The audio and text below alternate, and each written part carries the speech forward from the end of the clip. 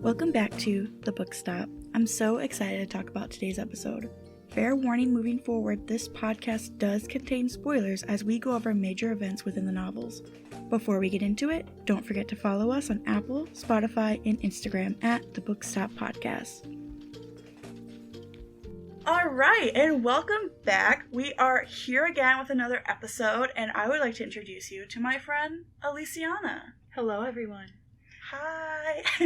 So exciting. So exciting. I know this is the first time we've been talking about doing an episode together for months.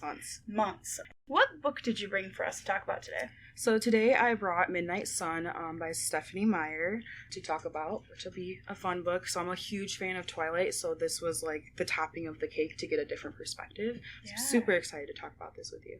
All right. Awesome. I actually already did a Twilight podcast, so if you haven't listened to it yet, I would recommend kind of going to that one because we're going to talk about some stuff that I mentioned before. So if you haven't listened to that, I recommend listening to it. But yeah, so Stephenie Meyer, who doesn't know who Stephenie Meyer is at this point? Like, really? It's 2021, you should know who that is. You know, I found this very interesting. So she started writing this book about the time that Twilight came out, because this was perspective thing with Edward was actually an exercise to start writing Twilight. So Twilight only took her 3 months to write. This took her 13 years. And it shows. It definitely shows. This book was actually leaked in 2006. So when it got leaked, that's why it took her so long to write, because she got very overwhelmed and was like, actually I don't want to do this anymore. Forced herself to finish this book. And because of that leak and like having that like fear of everybody like, oh my god, what's going on? She actually confirmed that there will be no more books after this. So this is the very last book that she's going to be doing, which is... It might be a blessing, it might be a curse. It just depends on how you look at it, so... I kind of find that sad in the sense of, like, I was hoping there would be, like a last book kind of doing Edward's perspective of Breaking Dawn. Mm-hmm. So I feel like that would have been the book that really gives her his perspective, because you got Renezabeh in that one as well. So it would have been interesting to see if she would have done a remake of that one, but it's kind of sad to know yeah. That's a thing. I also would have really liked to see New Moon with him going to Italy and stuff. She definitely could have done more and would have gotten a good following, but I understand also like the stress of it all. Like, she was just a stay-at-home mom of 3 boys, and now all of a sudden she's like writing all these novels. So I totally understand that, like, just wanting to take a break. But yeah, let's jump into it. So we're gonna play a little game. What you're gonna do for me today is you are going to summarize this book in 30 seconds or less. But twist, you have to do it in Carlisle's point of view. So Carlisle's point of view broken down of this book. Okay, so my son meets this friend at school, and my son is deciding that he might want to leave the country because he can't stand this girl at school, and it's not because of anything serious, it's because he can't stand the scent of this female. So then the whole storyline is my son trying to convince himself not to love this girl, but ends up falling in love with her anyways.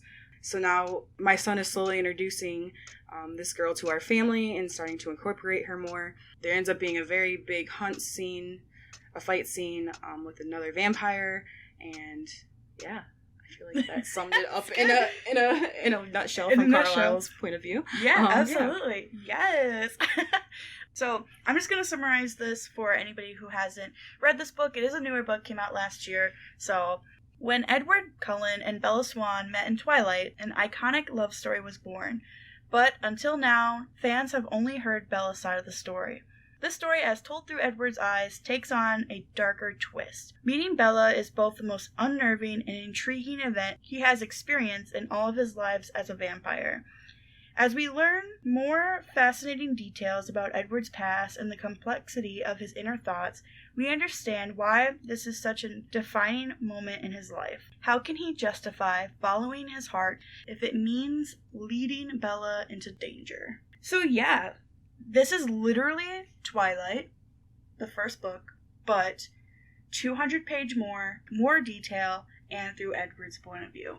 Yes. So, and like I said, Twilight was written in 3 months, this was written 13 years, and it really shows. It honestly does. Like, I will say to start off, Stephenie Meyer's, I didn't know she could write like that. I haven't read anything else that she has written, so I didn't know her writing style was so, like, in-depth, so detailed, and I really liked it. Annoying to say, but I really liked the way that she kind of dives into a lot of stuff, and she makes it a very visual thing. Like, you can see what's happening. No, yeah, I agree with you completely on that. And I feel like one thing different that she incorporated about, which is what you said as well, is like details. Like the really small details that you wouldn't have heard in Twilight, you get to read in this book. So it's very, very different. Interesting though. Mm-hmm. Absolutely. So to get into it, what is your favorite quote from this book? Okay, so fun story about my favorite quote. Okay. So before I even started reading the book, I made it a point to find the quote where he falls in love with her and admits that he's in love with her. So this is a part of the book where Bella is talking to Jessica about their date. So this is when Edward and her go on that date, and so keep in mind that Edward is listening to the conversation through her friend, so he's kind of reading Jessica's mind to kind of see what Bella's talking about. So the quote is, "Still observant as she was, how could she not realize that I was in love with her?" And I found it funny because the whole time he's admitting his love, but it's all inner dialogue. Mm-hmm. So he's never saying it out loud. So I find it just really funny because I'm like, well, how would she know if you're not saying it out loud? Right. So I waited for this quote, and as soon as I found it, I picked it out of the book. So that's by far my favorite quote. And it's just like simply like his admission to being in love with her. And I think that really set the tone of the book after that. Yeah. I guess for coming from somebody that reads minds, he expected her to just read his. Yeah, really. That's what I felt. But that brings me to, like, this first point that I want to make is I love how in-depth that she talked about the powers. Not only just Edward's, but we also got more in-depth with Alice and with Jasper's. The book starts with Edward talking about his mind-reading abilities and how he sees the worlds through other people's eyes, it feels like. From the second he, like, sees Bella, he through like everybody else's minds and what they all thought of her. He doesn't really see her until that first class where he like overwhelmed by her scent and stuff. So he didn't even really think about anything. He was like, oh, new girl, happens all the time. That's been happening for centuries, so he doesn't care. I really like the way that they kind of dive in the powers with him and with Alice. Like, I didn't know that she could see like seconds into the future or like whenever she wanted. I thought it was like a That's So Raven moment. Yes. I thought like she could only get it every once in a while. So that was really cool to see that. No, yeah, I agree. I liked how you kind of pointed out of the fact of like it explained Alice more of like it's not just a certain time frame, it's any time frame. Mm-hmm. And I feel like later on in the book it talks about it a lot more about kind of like the vision of Edward and Bella being together, but it was so far ahead in the future that it wasn't even thought about. Mm-hmm. So there's that, and I liked that she included that because it really showed that she was able to have multiple time frames. So like she knew Edward was going to be with Bella like years before they ever even thought about meeting. So I thought that was cool that we got to see that side of them. Yeah. I think it's interesting because it's almost like we were seeing the future because we already know what happens with them. We know exactly what their timeline is. So I think it was kind of cool to kind of have that perspective that we're farther down the line in this time frame, and then we only get to see the beginning through Edward's eyes. So I thought that was kind of cool. It was cool.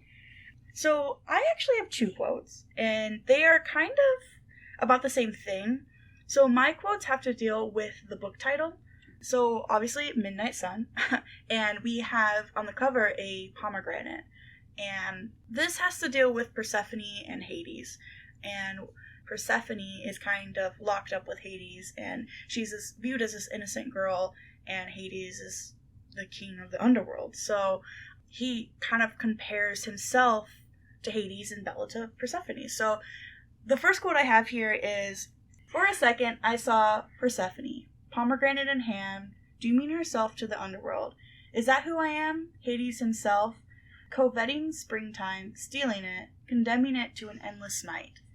So this is about him. He sees like Bella's mortality as the only thing about herself that she gets to control. He doesn't want to take that from her, and she obviously wants to be with him, but he doesn't want to be the person that makes her like regret everything she's ever done and to be stuck in this like timeless being. type deal. So I really like that line. And then the other one has to deal with the midnight part, I guess, and how he sees his life as unchanging and it's always midnight for him. Like, it can never be the day. And the line is, "My life was an unending, unchanging midnight. It must, by necessity, always midnight for me. So how was it possible that the sun is rising now in the middle of my midnight?" And I really like this line because, let me explain. Bella is the sun of his life, and I love the way that she describes him feeling alive whenever he was around her. Like, he kept saying, "My dead heart skipped a beat if it could," and how she made him feel warm. So I don't know, I really like those lines. They really stood out to me, and it kind of like solidified Edward's feelings about her. So yeah, no, I like that. It's funny because I actually was gonna pull one of those quotes around the Hades quote, so it's I like that you picked those quotes. Yeah. Nice quotes. Thank you. So the first thing I want to talk about is the main differences between, Twilight, the book, and Midnight Sun. And, one that really stood out for me was Edward himself. In Twilight, Edward is stone cold. He doesn't have a lot of emotions, it doesn't feel like. And in this one, it's literally the complete opposite. He's literally, screaming, fangirling on the inside, and he just doesn't show it. That's one of the things that is the main point of this, and I like that it was, now we do get to see his feelings, now we do get to see his perspective, now we do get to see his thoughts and his feelings towards Bella in a whole different light, because again, like you said, we don't see any of his emotion in Twilight, we don't see any of that. So I think it was important that she did include a lot of detail about how he was feeling. So I like that they did that with this twist on Midnight Sun. Absolutely. And I also really liked how it explains, a lot of people say that Edward is very jealous. He's a very jealous person, and he is. And, he literally hates Mike, which is so funny. He if he could kill anybody in that school, it would be that kid. It would. And I feel bad for Mike, because he's just trying to shoot his shot. Really? Edward's losing it. Yeah, he's a very jealous person, and I guess, in this book, you get to see why. You get to see, how he's kind of almost sacrificing himself to be with Bella, and how dangerous it is, I guess.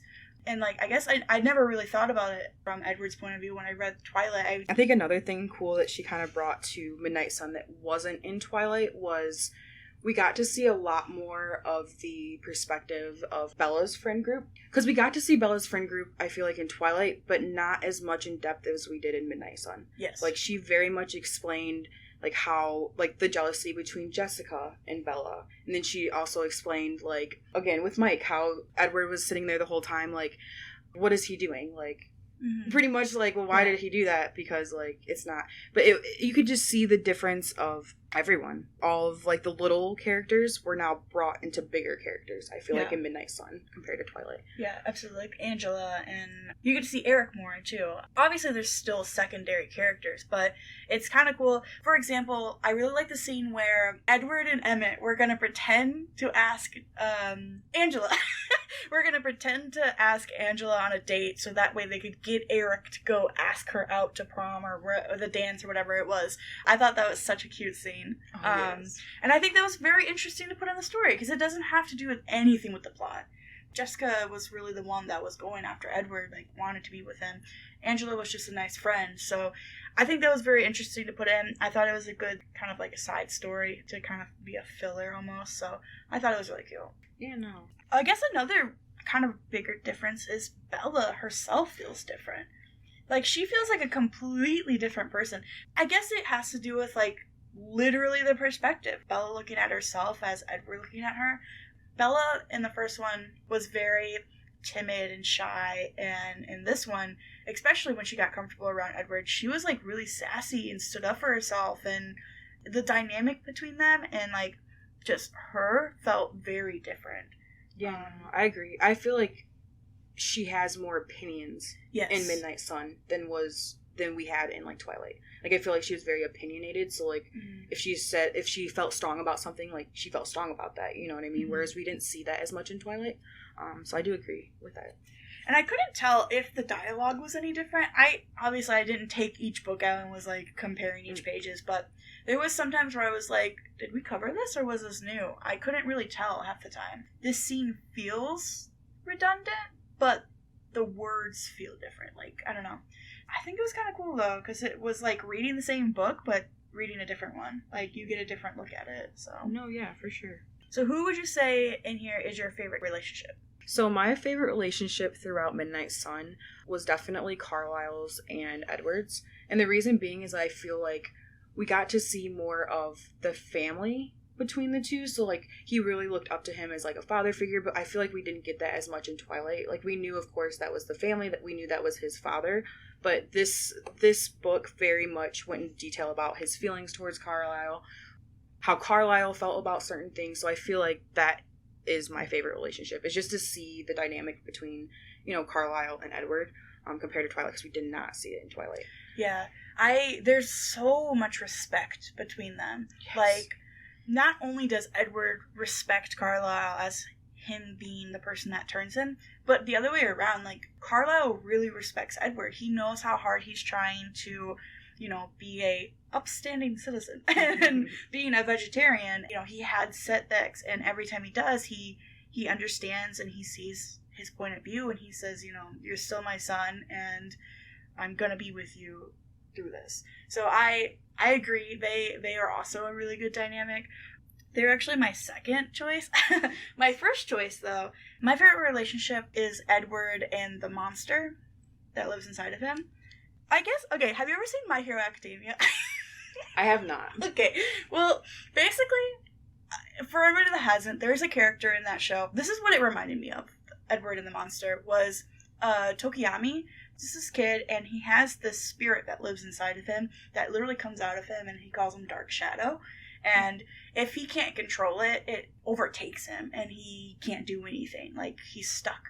And that's kind of like how I saw Edward and his monster. So this monster, like, is kind of like the vampire in him and the evil in him, and it really overtook when he met Bella the first time. He literally had to fight that thing back and forth. He, in his head, was like, I could kill this entire classroom of 25 people and make it look like an accident just so I can take Bella right here, right now.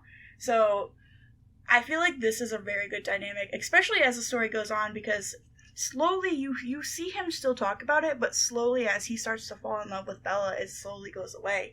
And by the end of the story, he doesn't mention it at all. Like, it's not there anymore, especially after he saves Bella. I think it was an interesting view at it that he separates himself as not really human, but not really vampire.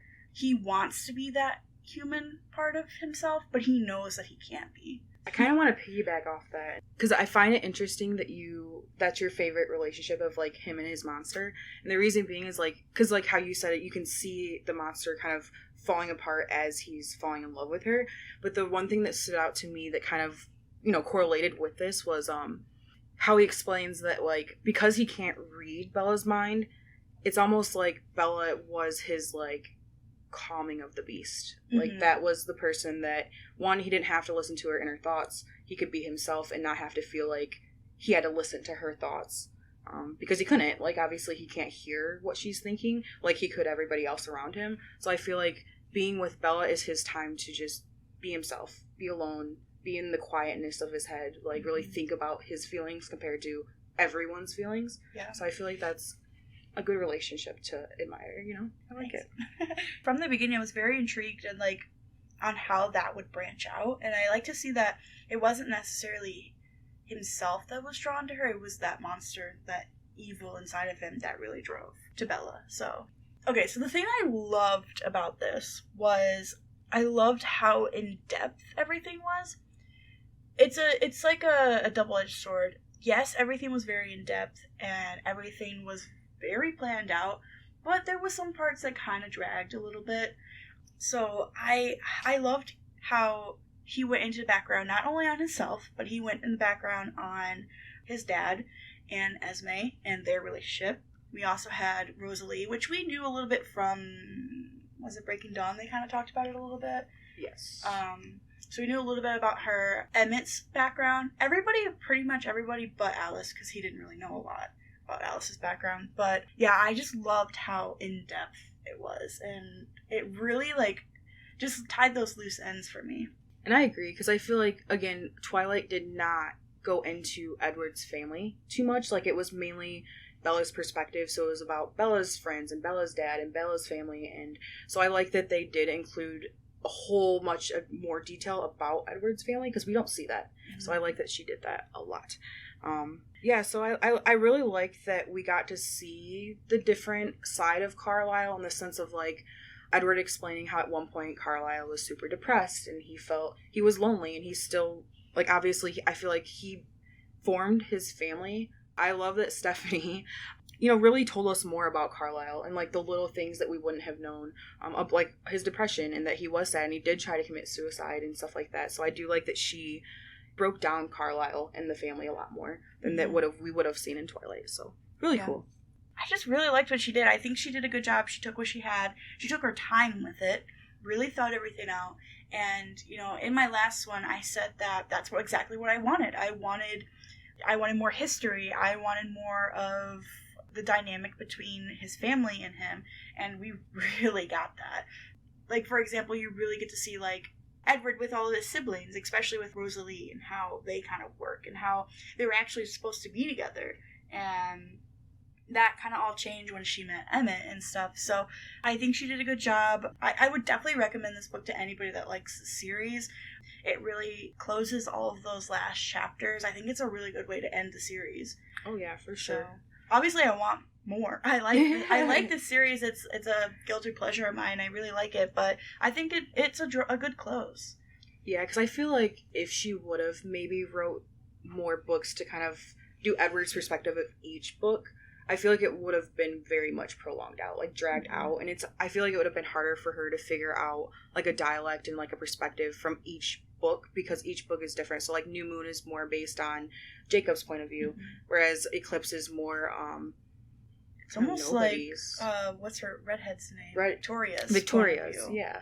So I feel like each book would have been hard for her to put in Edward's perspective. So I do agree. I feel like this was a good stop of the series, but definitely could have wished for more. Yeah, always wish for more. I was the person that cried when Twilight was done, so that explains that. But no, I'm excited that she did end it the way she did. I think another theme that happens in this book is the twisting of fate. Not only them being vampires literally changed their entire fate, but I feel like Edward has a good footing on every time that Bella was supposed to die. He changed it for her. Like, she gets hit by the car, and obviously she should have died then, and he saved her. And then the hunt with James, like, that could have easily been the end right there with her changing right then. But I understand that she wanted to keep the book going so she could have a series. And I also see it because that's how he finally becomes connected with her, is being able to save her life. But I don't know, I feel like he messes with fate a lot, and I said in the last one, I think that Bella should have died, or at least some main character. And I feel like that would have been, like, full circle of, like, fate retaking what was theirs. And if Bella would have delivered Renesmee and didn't live, I feel like that could have happened. That could have been a thing.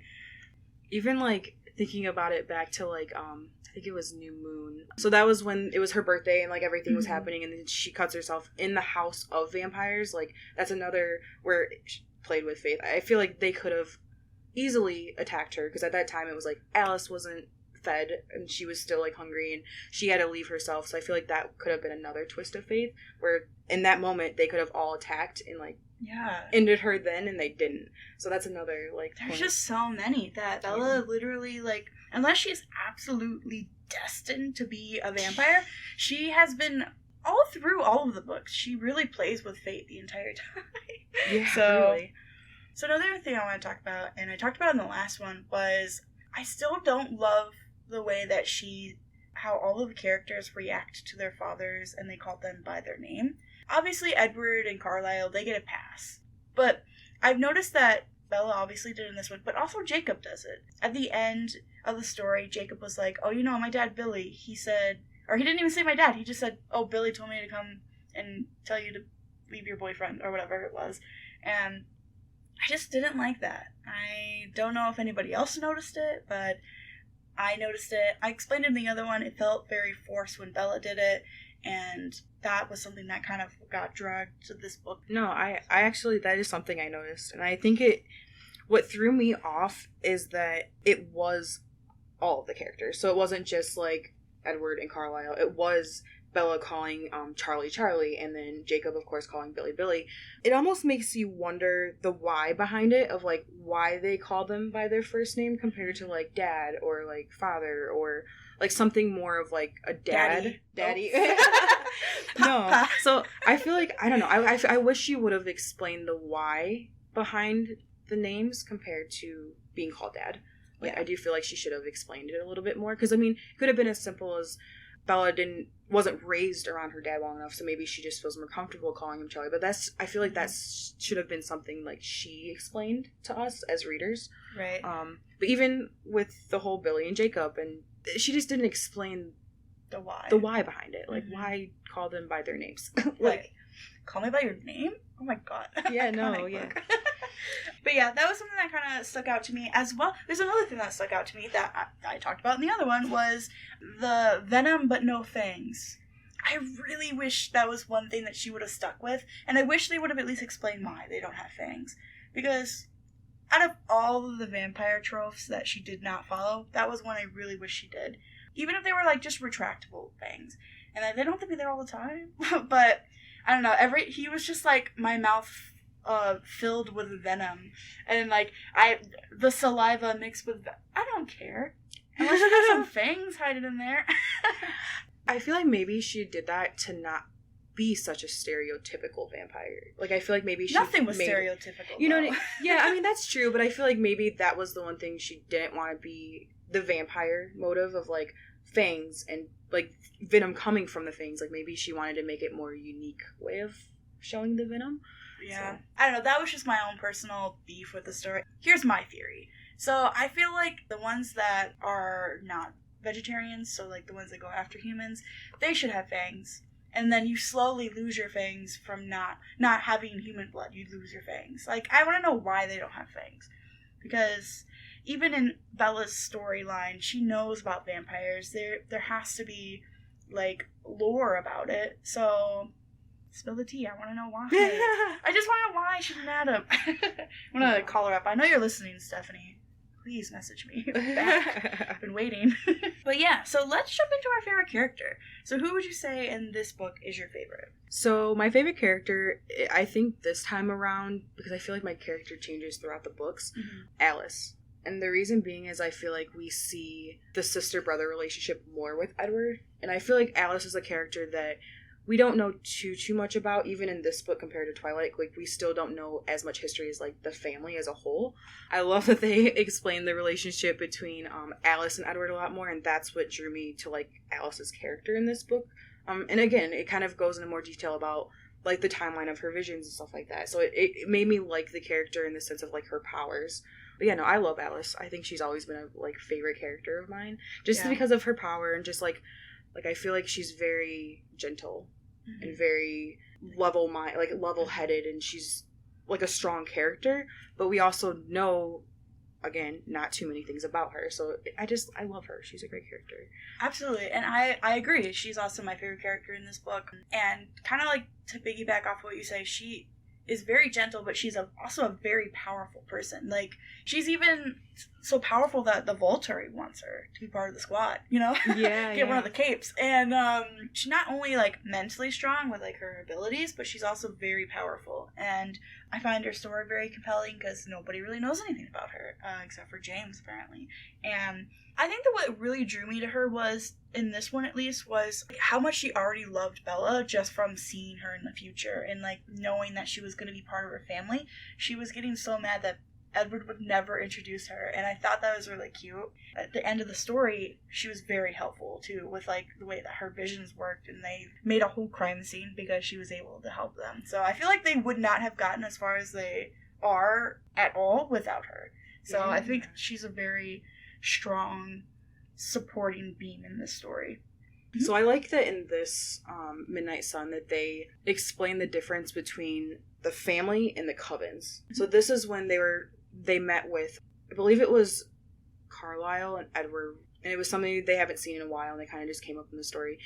Because they were explaining it how, like, certain covens use vampires' powers to benefit them, whereas the Cullen family didn't use Edward and Alice's powers to benefit them. Like, they truly just have them in their family. Like, they aren't expecting anything from their powers, whereas, like, other covens are expecting people with, like, vampires with powers to, like, come in and assist them and help them out. Or, like, the Volturi, for example. Like, they're trying to pull everybody with powers to them. So I feel like that's something that's a little bit different compared. So, like, the Cullen family compared to other covens of vampires.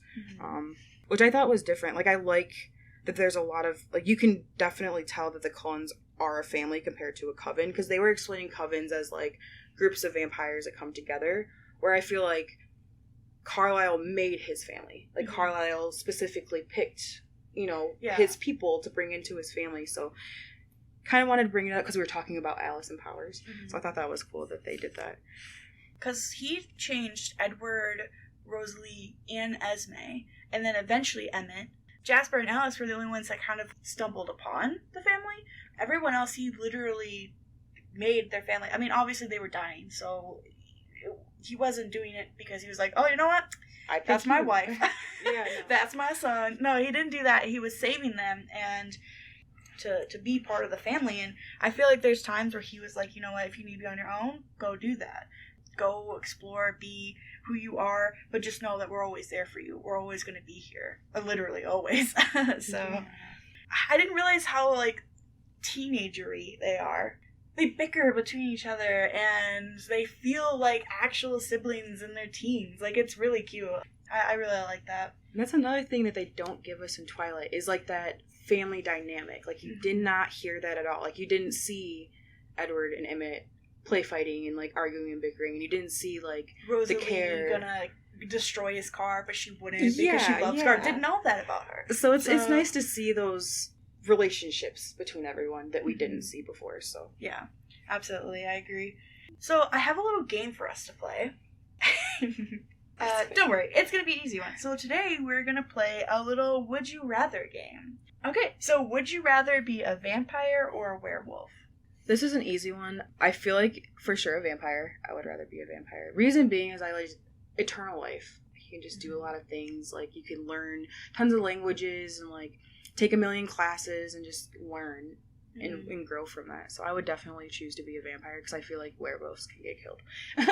Yeah, absolutely. And then you eventually grow old and it's like, yeah, I got these superpowers and be, like, super cool and turn into a wolf, but then I'm gonna die when I'm like 70, so what's the point? I'm gonna be like, I'm gonna turn into a wolf, my back is gonna ache, and no, I'm good.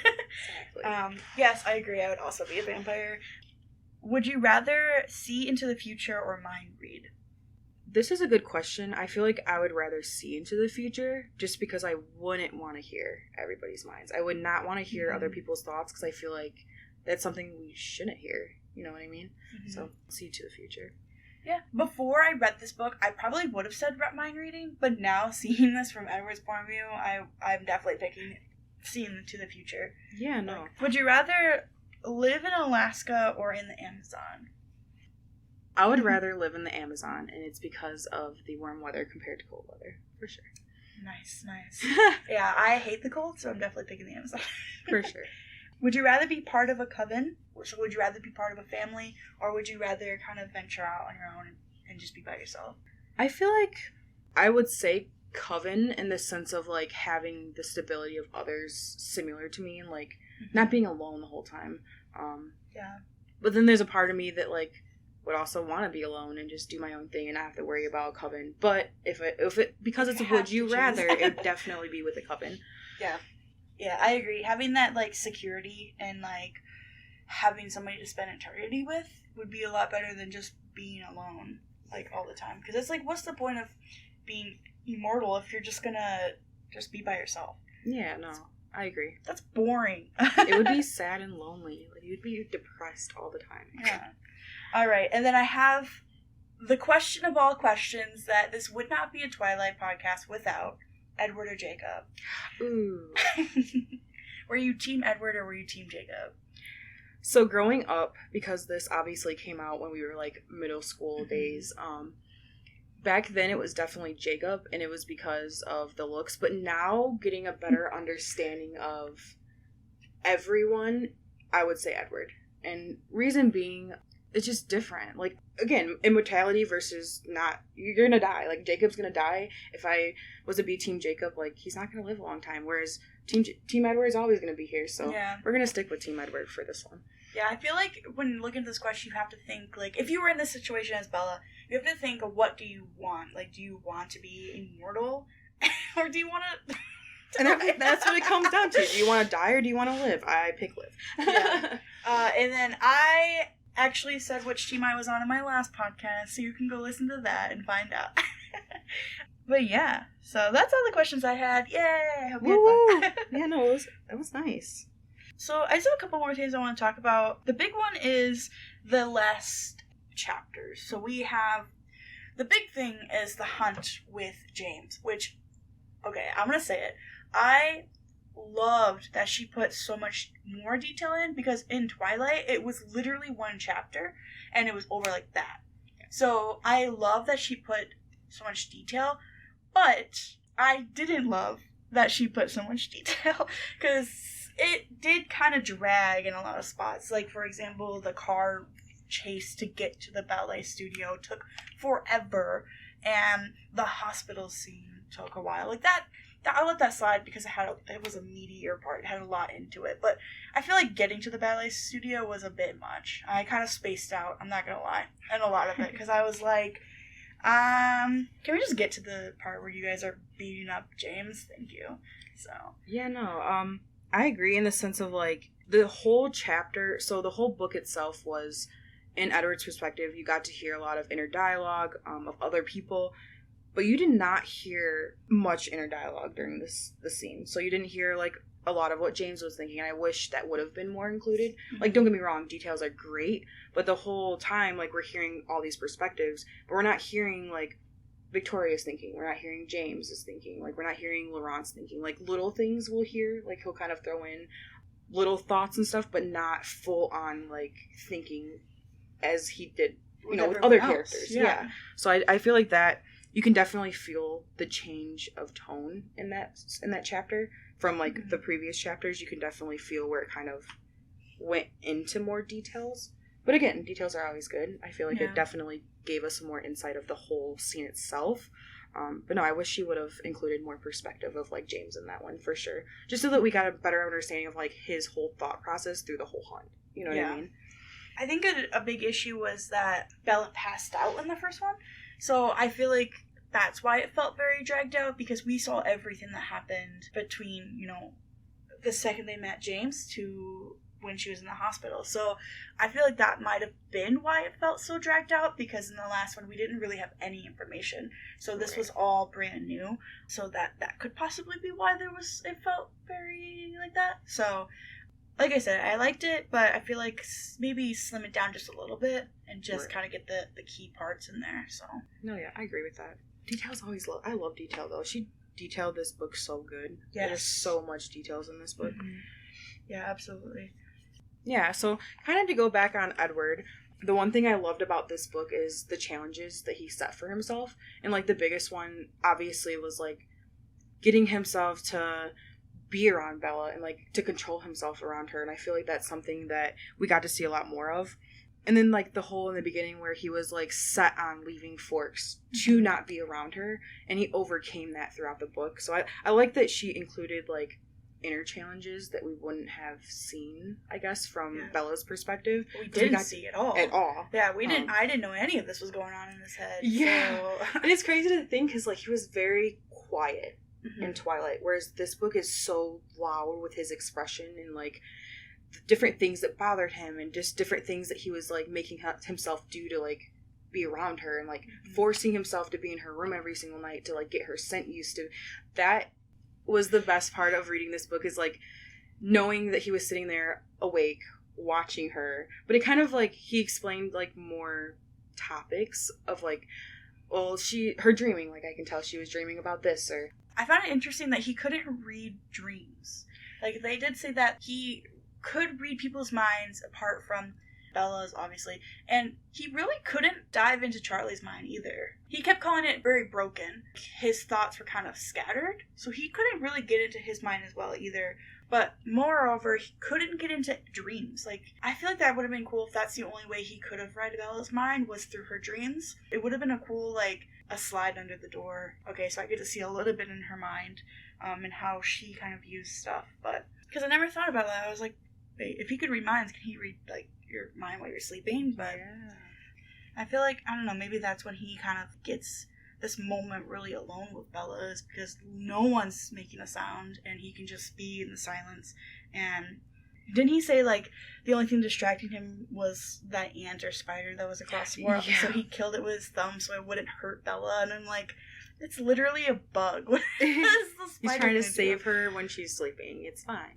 I want to talk more about Bella and Edward's, like, relationship in a whole. In the last one that I did, we said their relationship felt very toxic because it felt like Edward was kind of manipulating Bella a lot. There was sometimes that he was kind of gaslighting her and stuff like that, but in this one, I don't know, I felt like it was a little bit different seeing it from, like, his point of view. I mean, obviously their relationship's still not healthy. Like, all of this happened over the course of, like, 3 months. It obviously is not great for either one of them, but at the same time it was good for them because it literally saved their lives. So I don't know, I think their relationship was very, very weird, and it's kind of cool to see it at a different angle. Yeah, no. One of the big things that I noticed about their relationship was, like, so Twilight, because you are hearing it from Bella's perspective, it almost seemed like she was giving us the idea of, like, he was irritated with her, he didn't want to be around her, whereas the realization is he's trying so hard to fight himself from wanting to be around her. But in real, he was just trying not to fall in love with her, which it comes down to. But you see that. So in this book, you realize that no, he was doing this, one, because he knew that he was putting her in danger by bringing her into, like, the lifestyle of vampires.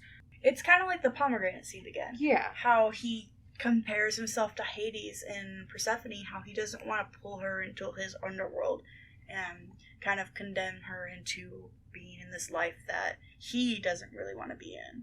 Right. So, but that's the thing, is, like, he very much was trying so hard to not bring her into this life, but then it just happened anyways. Like, oh, just kidding, we're in love now. Like, I'm in love with this girl. Like, I cannot get enough of her. Which, again, you originally think, like, he was irritated from Bella's point of view, but in this point of view is, no, I'm just trying to not fall in love with this girl. But the whole time he's falling in love with her. Yeah. So it was nice to see the difference in that, the feeling of the two, because, again, Bella's perspective is always going to be different than his, but it was nice to see his perspective of really how he was feeling. Yeah. He was never really irritated with her. He was irritated with himself. Right. Like, not being able to control himself to the point where it's endangering her. So I like the breakdown of a little bit later in the book where he explains it to her, like, I tried to switch my class, but then you came in and that prevented me from not switching my class. And then I tried to not kill a whole classroom because I was hungry, like, so I just left and tried to get out as quick as I could. Like, he explained it to her, which I liked, because, like, it shows that he cares now, and he was able to be like, no, I was just trying to control myself in this environment, and now I can tell you what was going on so that you don't think that I didn't like you or think I hated you. Right. So I like that he, like, really was like, no, like, I was trying to prevent this from happening, but it happened anyways. But I like that he explained himself to her too. And I like that Stephenie added that a lot of these little things weren't details in it. Yeah. That I think really shaped their relationship. A big one is whenever he kept saying that her being around him made him feel warm and made his chest, like, beat again and, like, stuff like that. I thought that was really cute, where they were kind of each other's son. Yeah. So, but yeah. We're kind of coming to a close here, so is there anything in, like, your own opinion, anything that you would have changed, anything you would have done differently? I would just not drag it out as much. Like, I feel like the dragging out of the book was a big thing. Like, there's certain parts that maybe shouldn't have been dragged out as much, or, like, we got a whole chapter that maybe shouldn't have been included because there wasn't no need for it. You know what I mean? So I feel like if that was something I would change, I would just kind of maybe slim it down. Still have a lot of detail, but not dragged out details. You know what I mean? Yeah. Yeah, I definitely agree. That's kind of the only thing I have to say is, like, some of the sections, this is a 24-hour long audiobook. Appreciate her putting all this detail in there, but there's a couple of sections that were a little too long. But other than that, this book gave me exactly what I wanted. Yes. Exactly. It gave me the connection, the history, backgrounds, powers, like, gave me exactly what I asked for. And I applaud Stephenie for doing that. I give it to her. Like, that's good job done.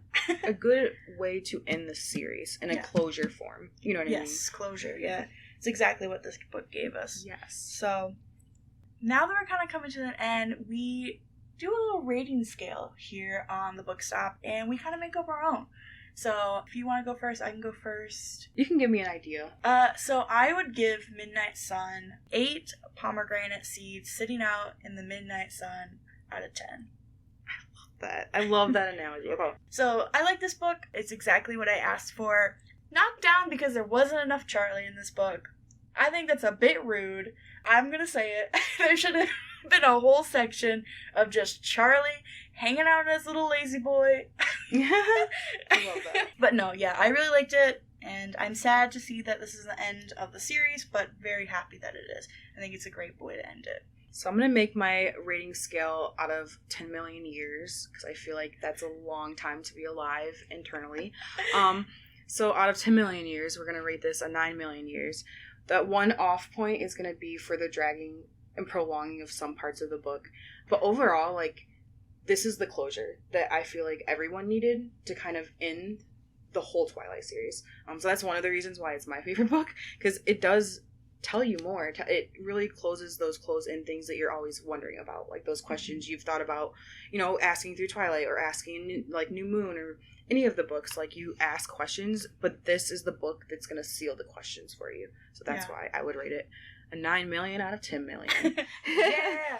No, this is definitely my favorite book in the whole series. I will probably read it again. If I'm bored, pick it up. Yeah, I would definitely recommend to anybody that hasn't. Yeah. And the cool thing about it is, like, yeah, it's Twilight rewritten, but it's not Twilight, I feel like. Yeah. And it's weird to say that, but it is Twilight, but it's not, because you get so much more details. You get more of a character's perspectives, like stuff like that. So, like, you just get a lot more than you would of Twilight. So I like that. I like this book a lot. Yeah.